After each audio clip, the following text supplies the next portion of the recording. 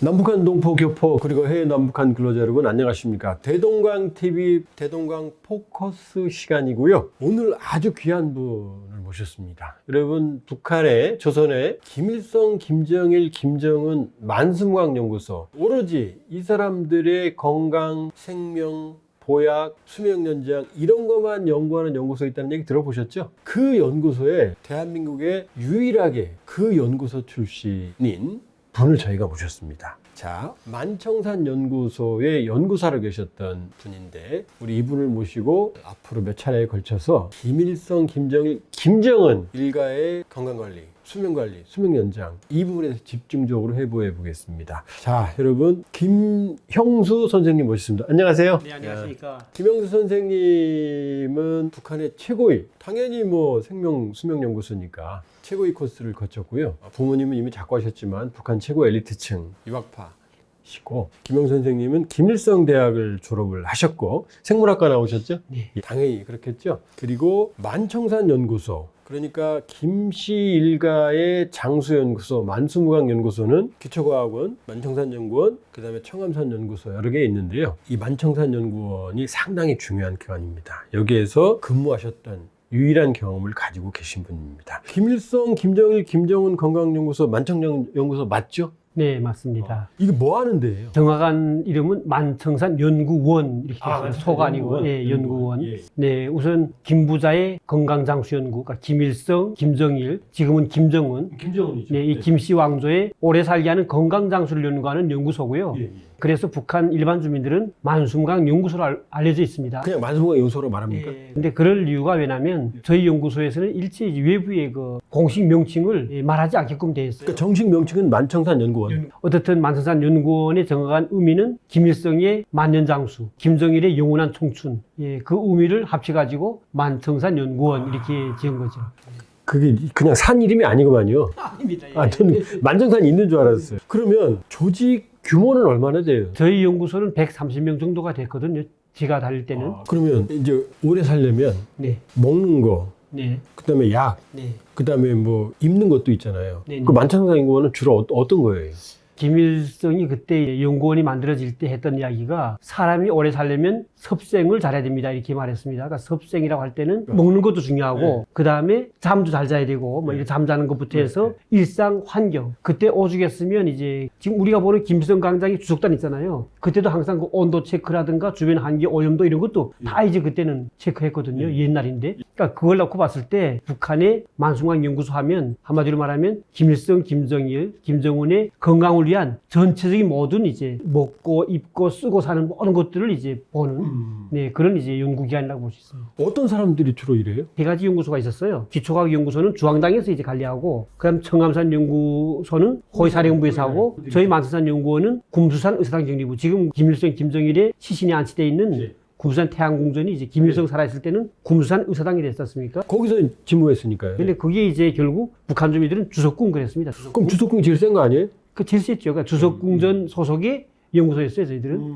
어쨌든 이자 말씀하신 것처럼 이렇게 연구소 인원이 저희는 130명이었는데 거의 종합대학생이 한 80%가 됐고, 평양의대도 있었겠죠? 평양의대도 있었습니다. 그리고 경호대학, 경공업대. 네, 거기 또 식료, 예, 네, 그거 있었고, 그 다음에 외국어대학. 왜냐하면 전 세계에 있는 좋은 식자재를 다 들어와야 되니까, 또 자료가 들어와야 되니까, 또 외교관들이 또 필요하잖아요. 그러니까 사실 그 외교관들 중에 충실히 일하다가 나이가 돼서 들어오는 분들도 있었어요. 홍보실이라고 있었는데, 이렇게 이제 종합대학 기본 생물학부가 주가 됐고, 생물학부가 기본은 생물 아닙니까? 사람 몸이니까. 그리고 종합대학 안에 이제 자동학부 출신들. 컴퓨터죠? 자동화학부가. 그렇죠. 예. 김부자가 모는 모든 식자재를 생산하는 공장이 특수식료 공장이 있습니다.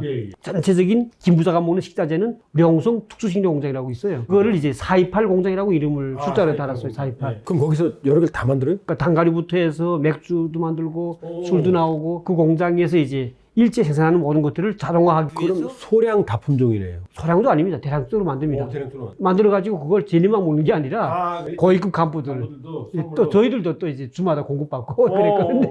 예. 맛있어요? 특수하죠. 어쨌든. 예. 한마디로 말씀드리면 대한민국 지금 현재 나오고 있는 고급 단가류 예. 그 질보다 떨어앉습니다. 그때 당시도. 어. 그러니까 뭐 어느 정도인지는 알 수 있을 겁니다. 지금 이제 우리 김 선생님 계실 때는 김일성 말기 그다음에 그 이후에 김정일 시기까지 계셨죠. 그렇습니다. 예. 그러면 대우가 좋았을 것 같은데요. 물론이죠. 예. 참이 이렇게 TV에서 이렇게 말하기는 좀 어색한데요. 좀 부끄럽습니다, 사실. 아니 지난 그때는 부끄러운 게 아니죠. 김부자들의 음식 연구를 하다 보니까 예. 저희가 매 주마다 주공급을 받습니다. 공급소에서. 월공급 받지 않나요? 일반인들은? 일반인보다 간부들도 월공급 받는데 저희는 네. 주마다 공급 오, 받았어요. 주마다? 그 주공급 받는 것도 북한은 김부자 먹는 것들을 특수식료품들 아닙니까? 이거를 특수식자재가 이제 여러 가지 단가류도 있지만은 육류도 있고 수산물도 있고 또 그리고 음료수도 있고 그러니까 예. 술도 있고 뭐 다 있지 않습니까? 지어 이제 야채까지 저희 채소까지 그러니까 그걸 일주일에 4박스 주는데 그게 다 이제 보면 특수 지역에서 만든 거, 왜냐하면 김부자를 위해서 만들어진 농장, 목장, 공장에서 생산된 것들인데 그걸 북한 말로는 8호 혹은 9호 제품이라고 그러거든요. 예. 그러니까 특제품이라고도 하고 그런 것들을 이제 주공급 받았어요. 그러다 보니까 북한 주민들 어렵게 살던 고한행군 시기에도 참 저는 부끄럽지만 이제 정말 그 북한 말로 말하면 진수성찬을 계속 먹으시면 되는 거죠. 고난의 행군기 때 북한 영화 보면 김정일이 막 고개 넘어가면서 구운 감자로 끼니 때우는 영화가 있거든요. 네. 그거 새빨간 거짓말이네요. 자, 제가 지금 좀 말씀드리면 그때 이제 북한 노래 중에 김정일이가 제기밥을 먹는다는 노래가 있고 간밤에도 뭐 이런 주밥 그런 노래가 있어요. 근데 그때 당시 나온 노래인데 그때 이제 북한 주민들이 굶어 죽고 할 때인데 그때 저희는 그 식품 공급 받으면서 김부자가 그때는 일본에서 들어온 식품 비롯해 여러 가지 좋은 식품을 많이 먹었어요. 김정은이 이런 말 했어요. 밥은 제기밥이 제일 맛있다.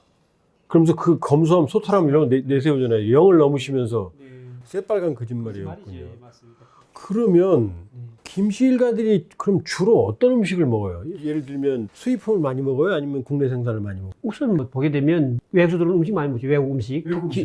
특히 김일성은 외국 음식보다도 이제 우리 한식에 해당한 걸 많이 먹어. 김일성은 뭘 좋아했어요? 전반적인 거는 김일성이 좋아하는 건 약간 좀 그래도 보면 특이하진 않은 것 같습니다. 제 생각에 저희 그 집조 요리하는 부분 아니고 우리는 식자재를 장수효과되는 걸 만들어가지고 제공하는. 근데 재료를 보면 대충 알 거 아니에요? 알죠. 영송이 가게 되면 영송에 중위역전이라는 데 있어요. 거기는 특별 개 목장. 예. 누런 개를 키우는 목장인데. 개? 네. 근데 그때 김일성이가 개고기를 그렇게 단고기. 그래 단고기란 말까지 붙이지 네, 않습니까? 단고기. 네, 개고기를 꽤 좋아했었고. 김일성 개고기. 네, 그리고 냉면도 꽤 좋아했고. 그 외에도 이제 김일성은 좀 우리 한국식의 음식들을 많이 좋아했던 것 같습니다. 그래서 식자재를 하는 거 보면 야채 먹을 때도 시금치를 너무 좋아했잖아요. 시금치 먹다 보니까 시금치에 치명적인 약점이 있어요. 싱하산염이라고 해서 신석 알잖아요. 신석증. 북한산 그 시금치 중에 싱하산염 많았어요. 그러다 보니까 한때는 그 신석증 걸려가지고 병원까지 입원해서 수술까지 했잖아요. 그래서 그때 한 소리가 연구해라. 나는 시금치 마시는데 이 시금치에 그런 게 있다니까 그 없는 걸 연구하라 해가지고 시금치 재배 이런 거 연구하는 거만요? 새롭게 이제 김부자가 좋아하는 음식인데 여기가 치명적으로 뭔가 성분이 있으면 그걸 뽑기 위한 연구. 자, 김일성은 그럼 토종 식단. 네. 그럼 김정일은 어땠어요? 김정일 아시지 않습니까? 지금 김정은의 모친인 그 고영이. 예, 고영이가 일본 여자다 보니까 네. 고영이를 만나서부터는 일본 음식 사랑이 이제 그 몸에 뱄던 거잖아요. 그래서 김정은도 그 요리사가 후지모토 호주문도 겐지. 그 그래서 영향이 왜 그러나 했더니 엄마가 일본 사람에서 그렇구만요. 맞습니다. 그래서 그런 거죠. 그걸 왜 몰랐을까? 김일성 때는 별로 그런 데 관심이 없었는데 김정일은 해외 외교관들이 뭔가 좋은 식자재나 그다음에 건강장치 좋다는 것을 들여오면 칭찬해주고 막 감사하고 막 그랬어요. 그러다 보니까 네. 그러니까 경쟁적으로 외교관들이 외국에서 많은 것들 들여버리는데 강요는 아니지만 네. 아부하려고. 칭찬해 주니까 그다음 서로 이제 쉬쉬하면서 충성 경쟁식으로 이제 그게 된 거죠. 그래서 그때 이제 여러 가지가 많이 들어왔어요. 대표적인 게 푸아그라라고 하는 게 알죠. 그 거위간. 네, 맞습니다. 그것도 령송이에 목장이 하나 큰 게 있었는데 북한은 거위를 계산이라고 그러거든요. 계산이. 네. 학산 계산이 공장이 있어요. 그것도 저희가 가보니까 거의 이제 푸아그라용 간을 채취하기 위해서 그 거위를 강제로 주입시키잖아요. 동물 학대.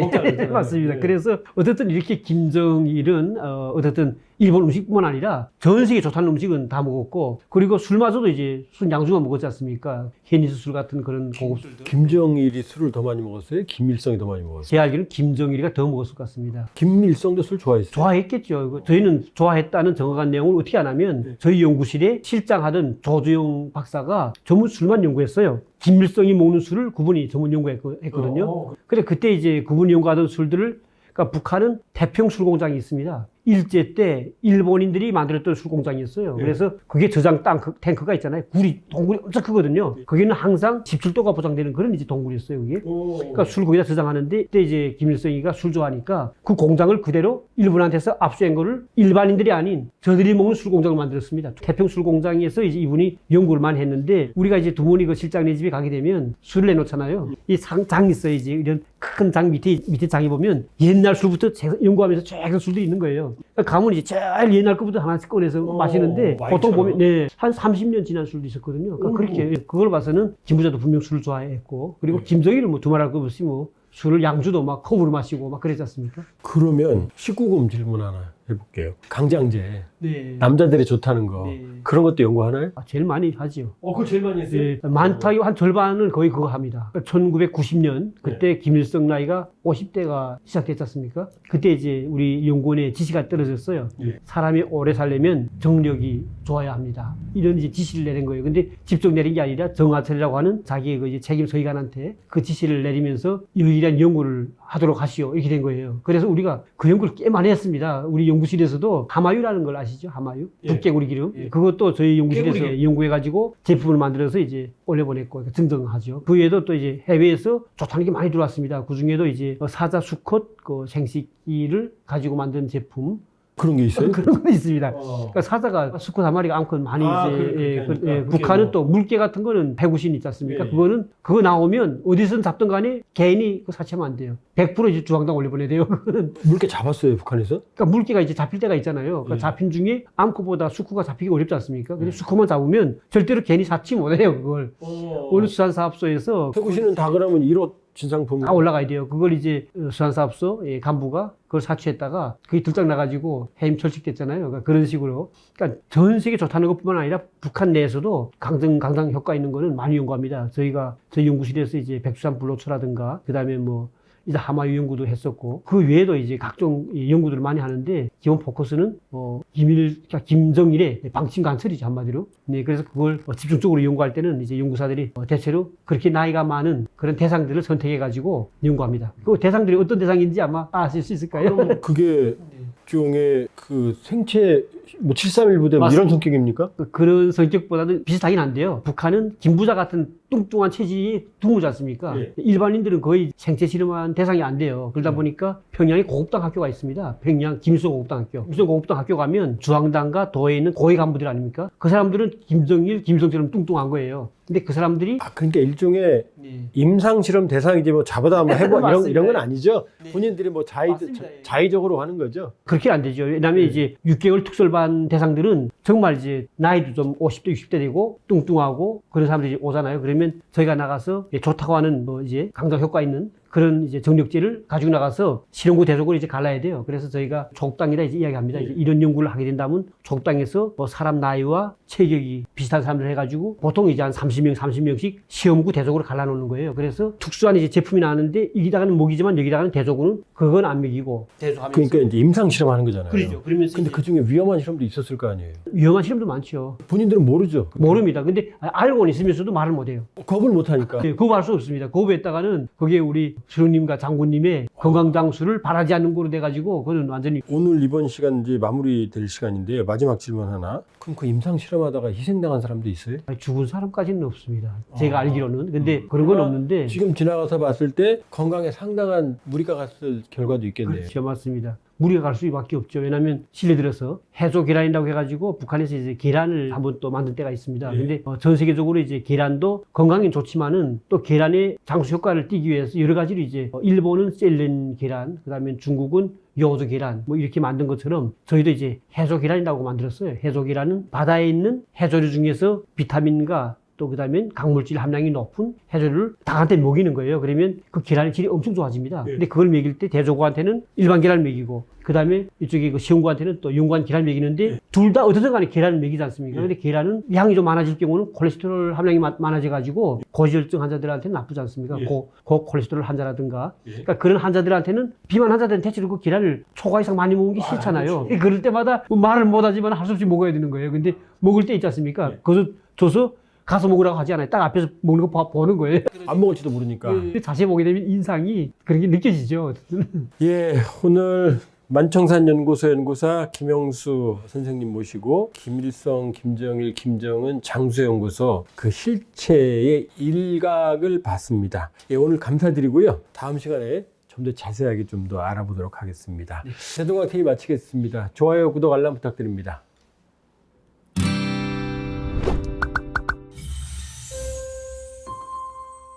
남북한 동포 교포 여러분, 그리고 해외 남북한 근로자 여러분, 안녕하십니까? 대동강TV 대동강 포커스 시간, 북한의 김씨 일가 김일성, 김정일, 김정은 장수연구소 만숭왕연구소 알아보고 있는 시간이고요. 김씨 일가 장수연구소 핵심인 만청산연구소 연구사 출신이신 이제 김영수 선생님 모시고 알아보는 시간이고요. 오늘은 김씨 일가의 의학적 관점, 질병 이런 걸 중심으로 알아보는 시간을 가져보겠습니다. 김영수 선생님 안녕하세요. 고맙습니다. 예, 또 나와주셨네요. 김영수 선생님은 김일성대 생물학과를 나오시고 만숭왕연구소의 핵심인 만청산연구원의 연구원을 역임하셨습니다. 김 선생님, 병이 제일 무섭잖아요. 그렇습니다. 예. 김일성, 김정일, 김정은까지는 경험을 못 하셨고, 김일성, 김정일 병과 관련된 연구 많이 하셨을 거 아니에요? 네, 그렇습니다. 김일성은 주로 어떤 병 관련 연구하셨어요? 잠깐 그거 말씀하기 전에 북한은 예방의학이란 말 많이 합니다. 예방의학? 예, 그러니까 연구원은 예방 측면이고 병이 나게 되면 치료하는 병은 또 있지 않습니까? 북한에 봉화진료소. 봉화진료소. 예, 그거는 병 나면 치료하는 거고. 저희는 봉화진료소는 이제 김씨 일가하고 최고위층들. 예. 그렇습니다. 김씨 일가가 주로 하는 거고요. 근데 저희 연구소는 결국 김부자들의 건강 장수에서 질병이 나기 전에 미리 예방을 하기 위한. 그럼 만청산연구원은 주로 예방의학 쪽이네요. 네, 그래서 제가 있던 연구실 명칭이 예. 식품보약화실이었거든요. 아, 식품을 보약화하는 거예요? 네네. 그러니까 그게 무슨 뜻이냐면 연구원이 7개 실이 있었는데 마지막에 이제 우리 그 도안실까지 하면 8실까지 됐어요. 근데 저는 2실이었는데 숫자로 돼 있지만은 정식 안에 명칭 보면 검정분석실, 생명공학실 여러 가지 있는데 저희는 2실 식품보약화실인 거예요. 그거 제일 중요한 실인 것 네, 같은데. 그러니까 그게 중요한 이자 여쭤봤던 어떤 병이 있었냐 이런 거 연관돼 있는 관련이 될 거 아니에요? 예, 왜냐하면 그런 병에 해당해서는 이런 걸 먹어야 된다. 이런 게 돼 있죠. 그러니까 그런 걸 먹이는데 그것도 먹기 싫은 거예요, 사람이. 한약재도 약이라고는 보통 어떻습니까? 쓰지 않습니까? 네, 그러니까 쓴 약을 어떻게 가공하는데 어떻게 가공하냐면 생체 가공. 왜냐하면 동물한테 먹여서 동물이 고기와 그다음에 우유라든가 계란 같은 거를 그 약성분이 들어가게 하는. 닭한테 산삼맥에서 닭고기 먹는 거하고 똑같은 거예요. 김일성은 주로 그럼 뭘 많이 동맥경화증 환자다 보니까 동맥경화라는 걸 알고 있었어요? 알고 있죠. 다 알고 있습니다. 그 극비 아니에요? 극비자지만은 봉화진료소하고 연결되어 있는 거죠. 그러니까 중앙당 옥과에서 봉화진료소도 관리하고 만숭왕연구소도 관리하지 않습니까? 그러면 봉화진료소에서의 그 진료 데이터가 이제 들어가지 않습니까? 그러면 어떤 질병이 있으니까 거기에 관련된 걸 연구해라 이렇게 나오는 거예요. 그러니까 그래서 간접적으로 알게 되는 거예요. 그러니까 김일성은 그때 이제 심장혈관계통 질병들, 어떤 이제 고지혈증도 있고, 또 당뇨병도 좀 있고, 당뇨, 고지혈, 그러니까 신장, 동맥경화, 신장. 그리고 종양 이제 목뒤 종양도 있었는데 그것도 치료를 많이 해보려 했는데 끝내 마지막에 그 치료보다도 그대로 방치해 둔 거로. 김일성은 그럼 투석도 했어요? 투석하는 문제를 많은 분들이 물어보는데 사실 그때 이제 투석 문제 우리 연구원이 이제 그게 담당을 하게 됐었어요. 그래서 신장 투석은 아닙니다. 그래서 혈액을 바꾸는 완전히 이제 젊은 피로. 네네네. 그래서 그때 이제 이야기했던 것 중에 하나가 젊은 사람의 혈액을 그대로 이제 완전히 바꾸는 거. 과학적으로 근거가 있어요? 그때 그 일본이나 다른 나라 자료에 그런 게 나오긴 했어요 그때. 그러니까 그래서 우리 연구원에서 평양의학대학 교수 출신의 류중삼이라고 우리 연구실이 있었어요. 류중삼 박사가 그걸 이제 연구하면서 실수한 게 뭐냐면 어느 날 자기 친구들한테, 그러니까 대학 교수 친구들, 평의대 친구들한테 교수죠 다. 그 이제 말한 거예요. 극비사항을 흘린 거네요. 그래가지고 정치공석에서 온 가족이 다 갔지 않습니까? 근데 김정일이 병이 더 많았죠. 김일성보다. 더 많았습니다. 더 심각했죠. 네, 그렇습니다. 주로 어떤 병이 있었어요? 우선 또 김일성 마찬가지로 아버지처럼 이제 당뇨병, 또 그다음에 심혈관계통의 질병들 그런 것도 있지만 더 치명적인 병이 있었거든요. 뭐가 있었어요? 그러니까 이 후두가 제일 나빴습니다. 후두? 김정일은 보통 이제 어떨 때는 말을 못했어요. 왜냐하면 이게 목소리가 안 나오니까. 후두 연구를 어떻게 하냐면 후두 연구는 우선 여러 가지 약제가 있으면 그 약제 검토해야 될 거 아니겠습니까? 그걸 처음에 동물 실험을 하는 거예요. 동물 실험은 레트라고 하는 그 흰 쥐가 있어요. 어떻게 그 후두 연구 만드는지 아십니까? 그걸 이제 전기를 깔아놓은 게지다가 넣는 거예요. 바닥 자체가 전기를 깔아져 있는데 자극을 계속 주는 거죠. 그러면 쥐들이 막 울부짖지 않습니까? 그러면서 얘가 터지는 후두가 염증이 생기는 거죠. 그 염증이 생긴 상태에서 그다음부터는 이제 대조구 시험 갈아가지고 약재를 먹여요. 그 대표적인 약재 중에 이제 라항가라고 중국에서 나오는 겁니다. 계림 지역에서. 그쪽 라항가 같은 제품 가지고 이 성분을 분석해서 그게 이제 후대에 좋다고 하니까 그걸 또 시험구 대조구 갈았을 때 대조구한테는 중류수만 먹이고 이쪽에 이제 시험구한테는 라항가 X를 먹이는 거예요. 그러니까 그런 식으로 여러 가지 후대 좋다는 약들을 먹이는데 그 실험하기 전에 지들이 병을 만들어야 되잖아요. 그 보통 한 번에 할 때 한 100마리 정도씩 막 이제 병을 유발시키는데 비명 소리가 나서 계속 나는 거예요. 여기. 그때 보고 우리가 야, 사람이 정말 우리 야만은 야만이다 막 그랬죠. 밤길 주저심하세요.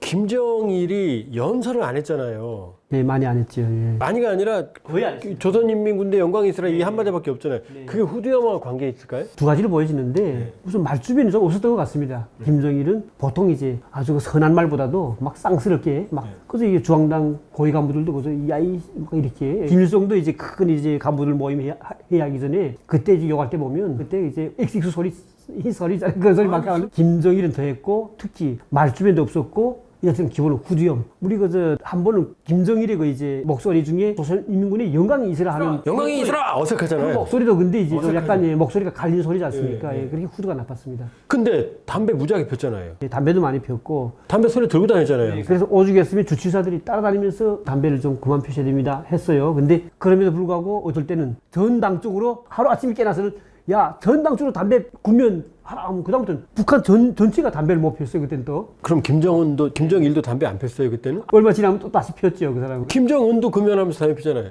아버지한테 배운 거구만. 우리 연구실에 담배 연구 또 팀이 있어요. 아 담배 연구 김정은 담배 네. 김정일. 김일성, 김정일, 김정은 담배 다 연구하는 거죠. 근데 우선 김일성 때는 김일성은 황금벌이라고 하는 담배를 좋아했었고, 황금벌. 예, 그리고 김정일은 백두산 담배를 좋아했는데 국산을 폈어요? 국산 아니었어요. 그게 영국의 그 로스만 담배에 북한의 성천 담배실 조금 넣고 니코틴 함량을 좀 줄이라고 해가지고 연구팀의 팀장이 임호림이라고 예. 독일의 드루즈덴 대학교 출신이거든요. 예. 유학생파인데 그 친구 책임져가지고 그 연구실에 가면 한 번에 담배 이런 큰 돌아가는 게이지 한 200대씩 담배를 꽂아놓은 거 있어요. 이렇게 뭐 담배 피지 마라 이렇게 말할 수 있어요? 그럴 수는 없죠. 그럴 수는 없는데 주치의사들은 정중하게 이야기하는 거죠. 건강에 안 좋고 후두가 더 심해집니다. 이렇게. 김정일이 남북 정상회담 때 이렇게 말했대요. 자기 아버지 얘기를 많이 하더래요. 왜냐하면 자기 아버지 뭐 독살설, 사망설 이런 게 많았잖아요. 그게 뭐냐면 이 심장 박동기를 김일성이 달고 다녔답니다. 그거 아세요? 김일성이에요. 김일성의 이렇게 김정일이 한 말이에요. 제가 들은 얘기는. 러시아제를 달고 다녔는데 네. 이게 부피가 아주 컸대요. 나중에 알고 보니까 미국제는 부피가 작았다고 참 지금 생각하니까 후회가 됩니다. 그 정도로 의학적 수준이 높지 않았단 말이죠. 아무리 난리쳐도. 만청산 연구소가 아무리 노력을 했어도 수준이 그렇게 높았을 것 같지 않은데 어떻게 생각하세요? 네, 북한서 제가 김부자 건강장수를 위해서 91년도에 줄기세포 연구를 제가 처음 시작을 했었는데 북한의 줄기세포를 그때 했어요? 네, 그때 했죠. 그때 세계적으로도 할 때입니까? 그때도 세계적으로 초식이나 같았었고 예, 저희 줄기세포 연구를 그때 이제 김일성 80돌 생일 전 딱 1년 전인데 오래 살게 하기 위해서 더 좋은 연구 프로젝트를 만들라 해가지고 제가 그때 이제 대학습당 가서 자료 보는 과정에 줄기세포 연구를 가지고 이제 세포를 배양하면서 건강식품들에 대한 테스트를 하기 좋겠다 해가지고 제가 제안했는데 중앙당에서 바로 이제 승인이 돼가지고 진짜 거액의 예산을 받았어요. 그래가지고 장비부터 해서 다 들어와가지고 했는데 지금 제가 한국 와서 줄기세포 연구소에 지금 근무하면서 느낀 게 뭐냐면 북한은 일반 대중이 아닌 한두 사람을 위해서 그런 연구하다 보니까 경쟁력이 심하지 않지 않습니까? 그렇죠. 대한민국은 전체 국민을 대상으로 해가지고 여기 이제 시장 경제라고 하는 그런 경쟁력이 아마진 되다 보니까 가출이 발생할 수밖에 없습니다. 근데 조금만 되면 망하죠. 네, 그러니까 북한 자체는 아무리 노력을 해도 한국엔 비교가 안 되죠, 사실. 결국 김일성은 12년생인데 94년 7월 9일 날 죽었고 42년생 김정일은 2011년 12월 17일 날 죽었거든요. 그럼 82세, 69세 죽었거든요. 지금 나이가 줄고 있어요, 지금. 점점 줄죠. 점점 줄고 있죠. 저는 김정은은 더 줄 거라고 개인적으로 봅니다. 네, 저도 같습니다. 예. 네. 그러면 이 장수연구소 효과가 있었다고 보세요? 그거 제가 많이 듣는 질문인데요. 저는 효과는 엄청 컸다고 봅니다. 왜냐하면 컸다고요? 예, 왜냐하면 김일성의 82세 수명도 일반 북한의 일반 수명은 훨씬 뛰어넘는 굉장히 높습니다. 그리고 김정일도 사실은 건강연구소가 아니었으면 더 빨리 죽었을 겁니다. 그 병. 네, 여러 가지 병으로. 술, 음주, 흡연, 그다음에 여성 편력. 그러니까 사람 자체가 건강하려면 제일 중요한 것은 이제 심신의 안정이 필요하지 않습니까? 이 스트레스라고 하는 것은 바로 이제 내수 밑에 있는 뇌하수체, 뭐 전엽, 중엽, 후엽에 자극을 줘가지고 이게 온 몸에 이제 병을 유발시키는 거 아니겠습니까? 예. 김정일도 결국 스트레스성으로 해가지고 여러 가지 질병이 더 이제 많아졌던 거 아니겠습니까? 저는 그렇게 생각됩니다. 이제 연구소는 연구를 위해서 엄청나게 노력도 하고 많은 데이터들 쌓아놓고 있지만은 아무리 의뢰를 해도 김정일이가 그대를 그걸 자기가 알아줘야지 안 하는데 어떻게 합니까? 그러니까 소용이 없었던 거죠, 거의. 아유, 오늘 벌써 시간이 다 됐고요. 감사드립니다. 감사드리고 결론이 유감스럽네요. 지금 김용수 선생님이 일하신 장수연구소의 노력이 김씨 부자 김일성, 김정일 수명 연장에 도움은 됐을 거라는 판단입니다. 뭐 안 그렇겠습니까? 국가적 한 체제 전체가 독재자를 위해서 일을 하는데 결국 그게 없었다면 김일성 82세, 김정일 69세도 불가능했을 거다라는 게 김용수 선생님 말씀이고요. 그리고 아버지 82, 김정일 69, 손자 김정은은 수명 짧아지죠? 더 짧아질 거라는 말씀은 그다지 나쁜 표현은 아니셨습니다. 네, 감사드립니다. 대동강 포커스 마칩니다. 좋아요, 구독, 알람 부탁드립니다.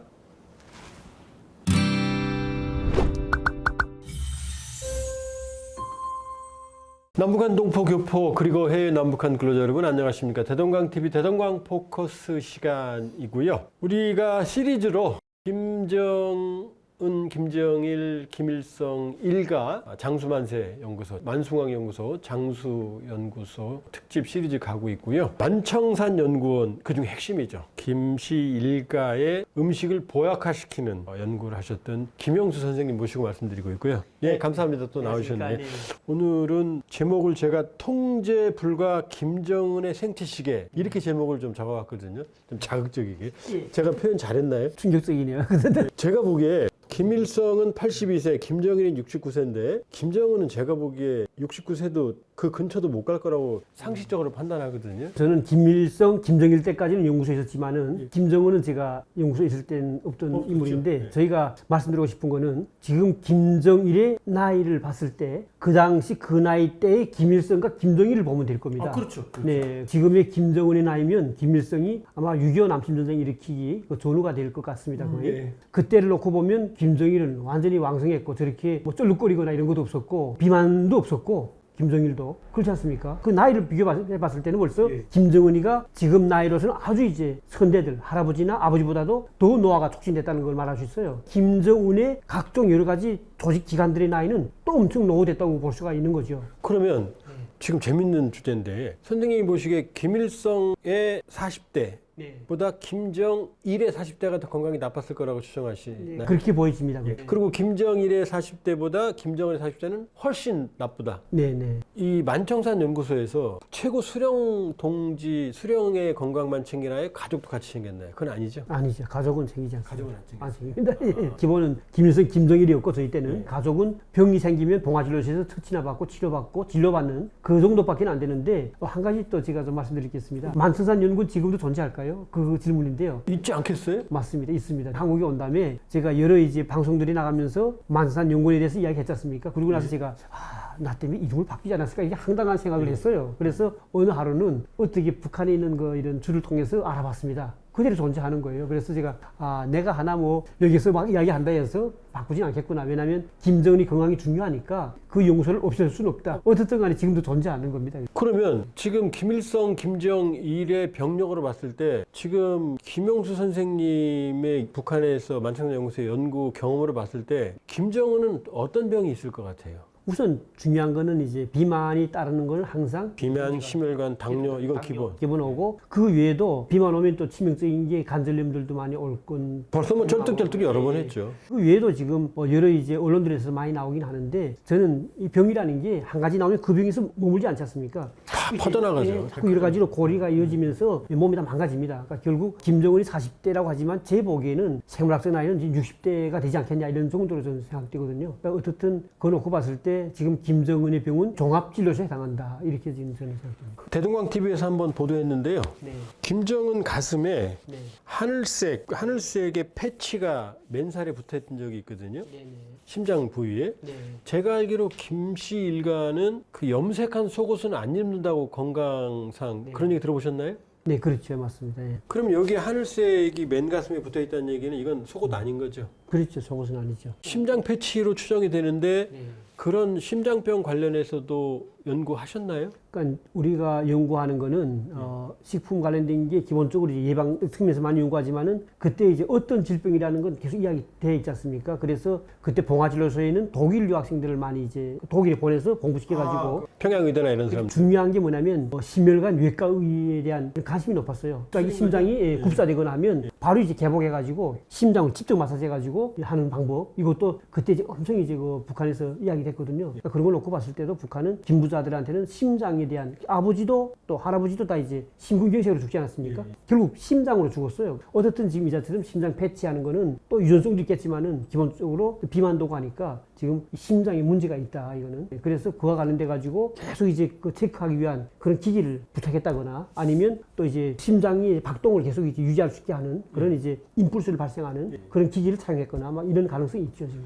김일성은 이게 목에 동양이 있었잖아요. 김정일은 없었죠. 없었습니다. 근데 김정은은 그런 징후들이 좀 몇 년 전에도 봤는데 지금 더 커진 것 같습니다. 그 김일성은 왜 포기했어요? 이 혹되는 걸? 그게 이제 점점 커지다가 그때 제가 대학 다니다가 그다음에 연구원에 있을 때인데 북한이 이제 외국에서 대통령들이 오게 되면 국가 수반에 오게 되면 일회 행사를 하지 않습니까? 그러면 무게차죠, 무게차. 그게 이제 김일성과 이제 외국 수반이 같이 갈 때 우리는 항상 그래서 만세 하는데 보면 이게 보이는 거예요. 근데 점점 계속 커지긴 커지더라고요. 근데 악성 같진 않은데 너무 커지다 보니까 그걸 아마 떼는 문제를 가지고 아마 이야기 됐다고 합니다. 그 안에서. 악성이면 벌써 죽었고. 죽었죠. 그 악성은 아니지만은 근데도 그게 양성치고는 꽤 빨리 컸습니다. 그게 그때 볼 때는 정말 너무도 커가지고 저건 떼지 못하나 이렇게 생각했는데 그때 이제 연구원 있을 때 그때 우리 조용히 암암리 하는 소리가 저걸 떼면 오히려 더 이제 자극돼 가지고 양성에서 악성으로 번질 수 있기 때문에 그걸 그대로 놔둘 수밖에 없다 이런 이야기. 그 만정산 연구소 계실 때 김씨 일가 생체 정보도 있었나요? 머리카락이나 피부나 이런. 그런 정보는 절대로 주지 않습니다. 왜냐하면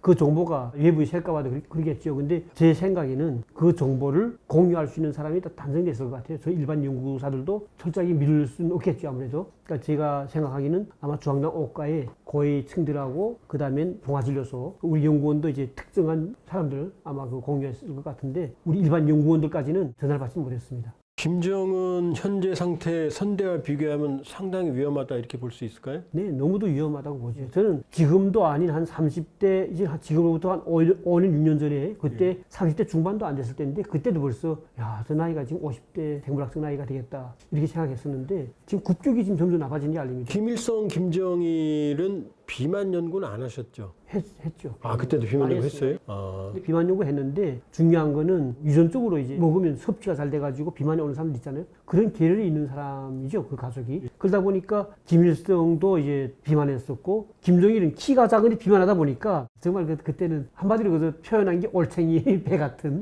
그렇게 이제 볼록난 상태였잖아요. 비만했었죠. 그러다가 마지막에 죽기 전에는 질병하고 이제 풍도 만나고 여러 가지 질병 때문에 완전히 이제 취약해져가지고 죽었는데 근데 지금 김정은은 아마 김일성보다 더 비만한 상태 아니겠습니까 지금? 김정일이 김일성보다는 덜 비만이었죠. 그랬죠, 맞습니다. 근데 김정은은 지금 할아버지보다 더 김일성은 키가 좀 컸잖아요. 컸죠.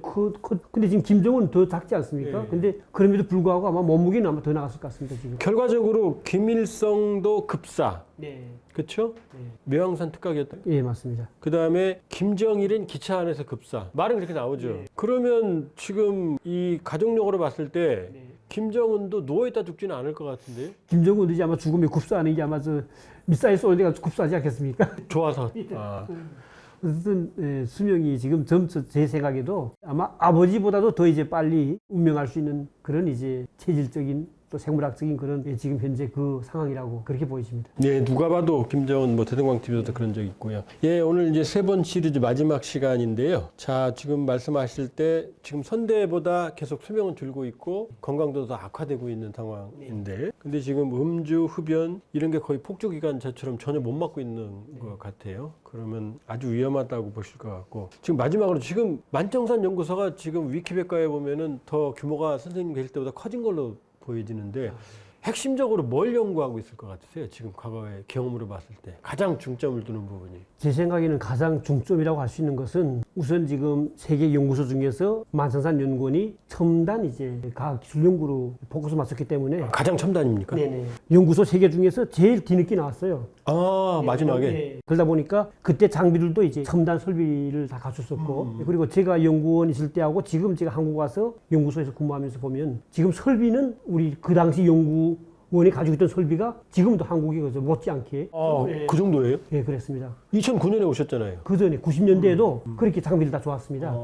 예, 그런 거 놓고 봤을 때는 지금 현재 북한의 만천산연구원은 김정은을 위해서라도 지금 더 엄청나게 지금 첨단 생물학적인 측면 모든 것을 프로그램화 해가지고 이제는 한마디로 4차 산업의 시대에 맞는 그런 이제 걸맞는 그런 수준으로 지금 끌어올릴 것 같습니다. 첨가히 말씀드리면 북한의 만천산연구원은 학위론문도 비공개입니다.